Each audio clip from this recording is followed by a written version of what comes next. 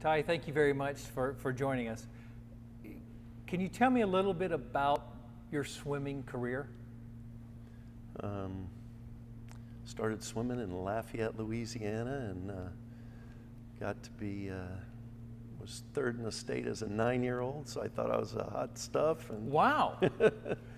had a coach come in when I was 11 and put us through some major yardage. We were going 20,000 a day when I was 11 for a little while, and I got decent and could train with just about anybody after that. And so I just fell in love with the training and swam at LSU, and was the team captain, but was not a great swimmer, but an okay swimmer. Would go to nationals, but never placed at nationals or anything. So just enjoyed swimming, loved training, and have stayed around swimming ever since. What was a moment, and I'm going to stay with your age group in high school before we get into college. What was a moment that really stands out in your mind about, wow, this is a great event? Like as far as a meet or as? Yeah, meet, particular meet. As a meet.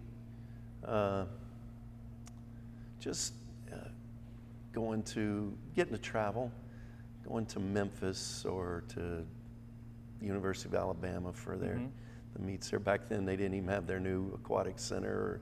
It was just an old 8-lane pool, but they had these stud swimmers there with Don Gambrell, and it was just kind of cool to go see where they swam and watch them swim, and to get to those, get to know some of the history of the sport. So let's move now out of, you went to LSU, swam for LSU, and let's go from LSU to where we are today. Before we even had a chance to talk, to sit down today, you were telling me you've had a chance to go out to San Diego. You were here. You've been in really interesting life getting up to Highlander today.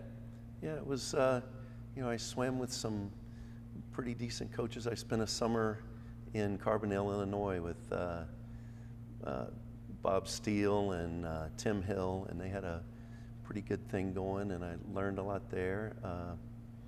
Went into coaching as my high school coach ran a summer club, and he helped me learn how to take care of pools and help to coach and learn how to coach. And I started coaching summer league every summer while I was in college. And after college, I started coaching with the Masters and the club team and helping out with the college team. And took me a while to get through school, but so they helped me with that.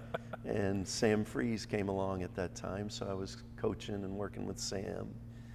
And Eddie Sinnott was there at the time, who's now at SMU, and they taught me a whole lot, and had some pretty good swimmers come through there at the time.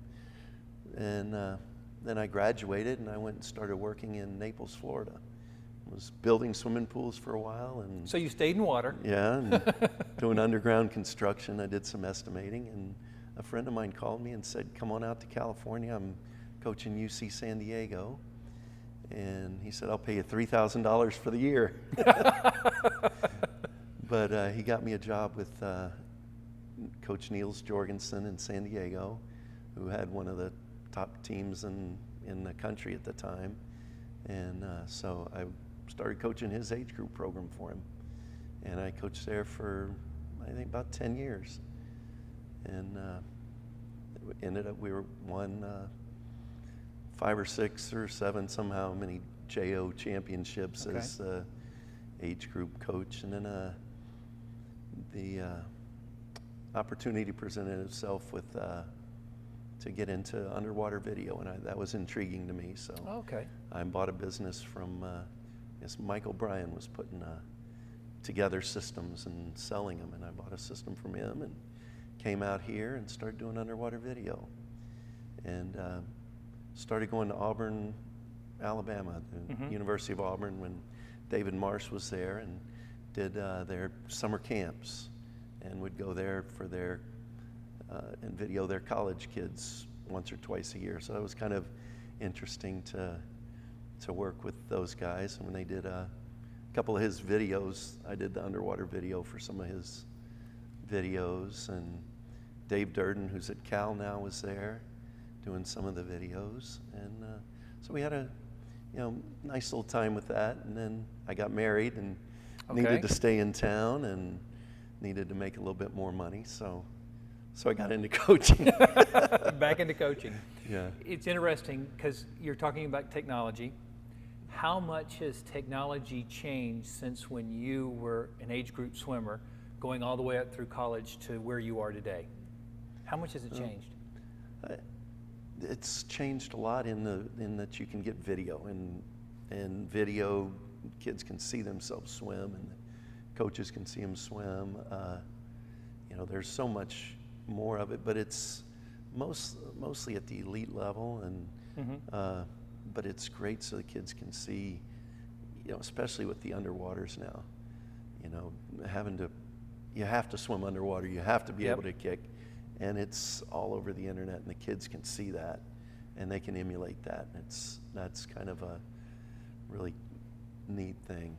But we've talked about the technology. How much has the training changed since your days as an age group to where you are today? You still have to work hard. You still have to put in the aerobic. Age groupers have to get aerobically fit if they want to have options. You don't get aerobically fit, you're a sprinter. You have no option to be a distance swimmer. You don't have an option to be a great 200 swimmer. You have to be physically fit. But it's changed in that you can't just pound them with the yardage. You have to be creative getting them fit. Their legs have to be. Back then, you didn't need a 6-speed kick for a 500. Now you need a 6-speed kick. You got to be able to kick. You got to be able to get off the walls.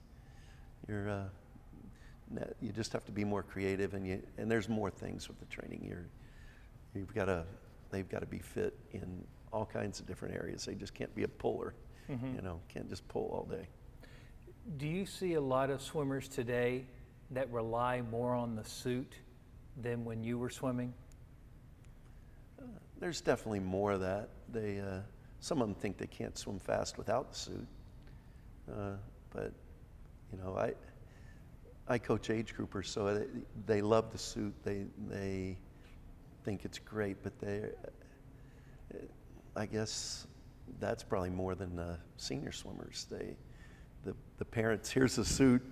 The kids, I got this $100 suit, I'm going to go. They don't see the training that needs to go in. And they're growing, so they're getting faster anyway. Right.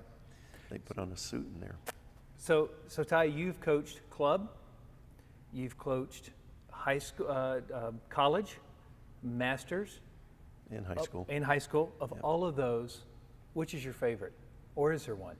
Oh, the club swimming. I love club swimming. There's,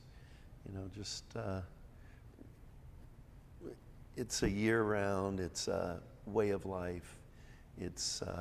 I like the training. I like, 6 months of a sport. I like the year-round aspect of it. The high school team stuff is exciting and it's great. And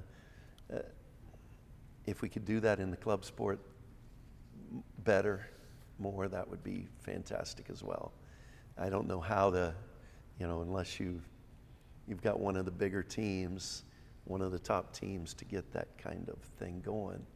But we're constantly struggling with that, and that's kind of a neat thing. Let's try this, let's try that. So Ty, we've had a chance to talk to the age group swimmers. They have 5 questions, and they said, Dave, if you can ask 5 questions to these coaches, we would love to know these answers. So here we go. And you have not had a chance to preview these questions before coming in here. Okay. What is your favorite movie? Probably Harry Potter. If there was a movie that was being made about your life, who would you hope to be cast to play you? Me. If there was a song that's going to be played as your theme song every time you walked onto the pool deck, what song would that be? Probably Beastie Boys. You got a right to fight, party.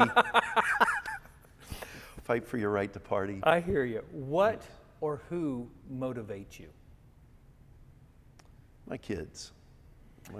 And the final question, if there's only one word that describes you, what would be that one word? heart. Ty, thank you very much. Good luck. Appreciate it. Thanks.